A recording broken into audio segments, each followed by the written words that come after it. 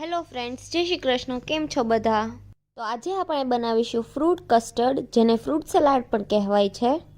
અને જો તમે આ માપ અને રીતથી કસ્ટર્ડ સલાડ બનાવશો તો 100% એકદમ પરફેક્ટ જ બનશે.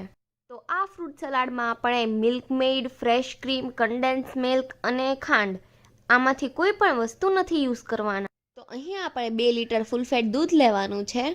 તો અહીંયા જે અમૂલ ગોલ્ડ આવે ને તે લીધું છે. તો અહીંયા આપણે એક આ રીતનું જાડા તળિયાવાળું 3 લીટર દૂધ સમાઈ જાય ને એવડું તપેલું લેવાનું છે. અને તેમાં આપણે દૂધ લઈ લેવાનું છે. અને થોડું દૂધ આપણે બીજા વાસણમાં લઈ લેશું. અને જે મોટા તપેલામાં આપણે દૂધ લીધું છે ને તેને આપણે ગરમ કરવા મૂકી દેવાનું. તો અહીંયા આપણે પિસ્તા ફ્લેવરનું કસ્ટર્ડ સલાડ બનાવીએ છીએ ને, એટલે પિસ્તા ફ્લેવરનું ફાલુદા મિક્સ લેવાનું છે. તમે જે ફ્લેવરનું બનાવતા હોય તમારે તે જ ફ્લેવરનું ફાલુદા મિક્સ લેવું. અને આ ફાલુદા મિક્સનું પેકેટ બહુ મોટું છે ને, એટલે તેમાંથી અડધું જ ઉમેરીશું. અને આ પેકેટ 80 રૂપીસવાળું છે. અને જો તમે 45 રૂપીસનું લ્યો તો તે આખું ઉમેરી દેવું. તો આ રીતે તેને કાઢીને બધું મિક્સ કરીને અડધું તપેલીમાં ઉમેરી દેવાનું. અને અડધું આપણે રહેવા દઈશું. અને તેમાં આપણે 3 ચમચી પિસ્તા ફ્લેવરનો કસ્ટર્ડ પાવડર ઉમેરીશું. અને જો તમે કેસર પિસ્તા બનાવતા હોય તો કેસર પણ ઉમેરી શકો છો. અને સરસ રીતે મિક્સ કરી લેવાનું. તો અહીંયા આપણે દૂધમાં પણ ઉભરો આવી રહ્યો છે. અને જો તમે હાઈ ફ્લેમ રાખો તો ચમચો તમારે સતત ફેરવ્યા કરવાનો. અને મીડિયમ ફ્લેમ રાખો તો થોડી વારે હલાવતું રહેવાનું. અને આ રીતનો ઉભરો આવે ને પછી જ તેમાં 1 વાટકો સાકર નાખવાની છે. અને આ વાટકો કપથી માપો ને તો 1/4 કપ જેટલો થશે. અને જો તમે કપથી ઉમેરો તો 1/4 કપ જેટલી જ સાકર ઉમેરવાની. તો સાકર નાખ્યા પછી તેને 5 થી 7 મિનિટ સુધી તેને હાઈ ફ્લેમ પર ઉકળવા દેવાનું છે. અને ચમચો આપણે સતત ફેરવતા રહેવાનો છે.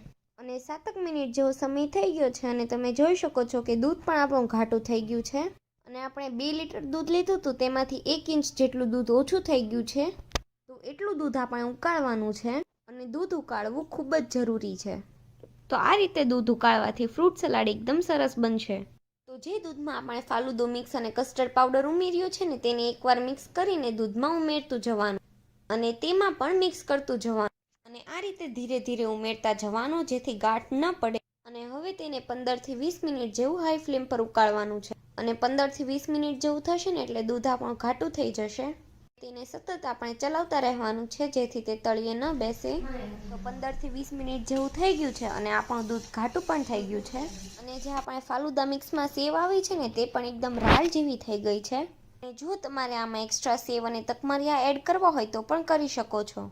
તો અડધી ચમચી જેટલા તકમરિયા અને 2 થી 3 ચમચી જેટલી સેવ ઉમેરી શકો છો. નહીંતર આ છે તે પણ પરફેક્ટ જ છે. તો હવે આપણે ગેસની ફ્લેમ બંધ કરી દઈશું. અને હવે તેમાં આપણે કાજુ બદામ અને પિસ્તા ઉમેરવાના છે. કાજુ બદામ અહીંયા અડધો કપ જેટલા છે. અને પિસ્તા 1/4 કપ જેટલા છે. તો અહીંયા ડ્રાયફ્રૂટ તમે તમારા પ્રમાણે ઉમેરી શકો છો. અને ડ્રાયફ્રૂટને તમારે અત્યારે ગરમ દૂધ હોય ને ત્યારે જ ઉમેરી દેવા. અને હવે આપણે દૂધને ઠંડુ થવા દેવાનું છે. તો આ રીતની એક કાથરોટ લેવાની છે. અને કાથરોટમાં આપણે 2 ગ્લાસ જેટલું પાણી લેવાનું છે. અને તેમાં 1 બરફની ટ્રે નાખીશું. તો જે દૂધ આપણે તૈયાર કરીને રાખ્યું છે ને તેને કાથરોટમાં મૂકી દઈશું, જેથી તે જલ્દી ઠંડુ થઈ જાય. અને આ રીતે વચ્ચે વચ્ચે ચમચો ફેરવતો રહેવાનો, જેથી ઉપર મલાઈ ન જામે. અને કાથરોટનું પાણી ગરમ થઈ જાય ને એટલે 2 થી 3 વાર તેને બદલી લેવાનું. અને જો તમારી પાસે ઠંડુ પાણી હોય તો તે પણ નાખી શકો છો. તો તમે જોઈ શકો છો કે દૂધ પણ આપણું એકદમ રૂમ ટેમ્પરેચર પર આવી ગયું છે. અને પહેલાં હતું એના કરતાં પણ થોડું વધારે થીક થઈ ગયું છે. તો હવે તેને આપણે 2 કલાક ફ્રીઝરમાં મૂકી દેવાનું છે. ફ્રીઝરમાં મૂકવાથી તે ફટાફટ જ ઠંડુ થઈ જશે. તો અહીંયા ફ્રૂટ્સમાં દાડમ, સફરજન, ચીકુ, કેળા અને દ્રાક્ષ લીધી છે. ફ્રૂટ્સમાં તમારે જે અવેલેબલ હોય તે એડ કરી શકો છો. તો બધું જ ફ્રૂટ્સ આપણે ઝીણા ટુકડામાં કટ કરી લેવાનું છે. અહીંયા ફ્રૂટ સલાડને આપણે 2 કલાક થઈ ગઈ છે. અને દૂધ આપણું ઠંડુ થયું તો એકદમ સરસ ઘાટું થઈ ગયું છે. તો અહીં આપણે 2 ડબ્બી વેનીલા ફ્લેવર આઈસ્ક્રીમ ઉમેરવાનું છે.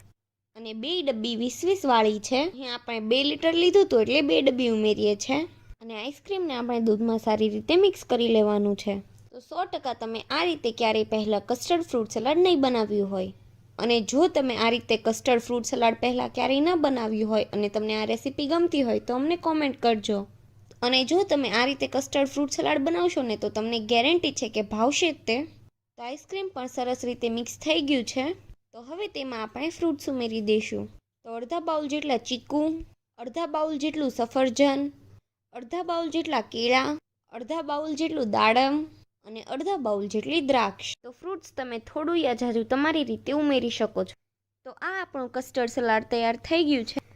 અને જો તમારે એકસાથે ન ખાવું હોય તો થોડું દૂધ અલગ લઈ તેમાં જ ફ્રૂટ્સ ઉમેરવા અને બીજું દૂધ તમારે રહેવા દેવું. જ્યારે સર્વ કરવું હોય ને ત્યારે જ ફ્રૂટ્સ ઉમેરવા. અને ફ્રૂટ્સ ઉમેર્યા પછી દૂધ લાંબા સમય સુધી સારું નથી રહેતું, એટલે જ્યારે તમારે સર્વ કરવું હોય ત્યારે જ ફ્રૂટ્સ ઉમેરવા. તો આ આપણું કસ્ટર્ડ ફ્રૂટ સલાડ એકદમ મસ્ત ટેસ્ટી ખાવા માટે તૈયાર થઈ ગયું છે. અને જો તમને અમારો આ વિડીયો ગમ્યો હોય તો વિડીયોને લાઇક કરજો, શેર કરજો અને અમારી ચેનલને સબસ્ક્રાઈબ કરી દેજો. Thanks for watching.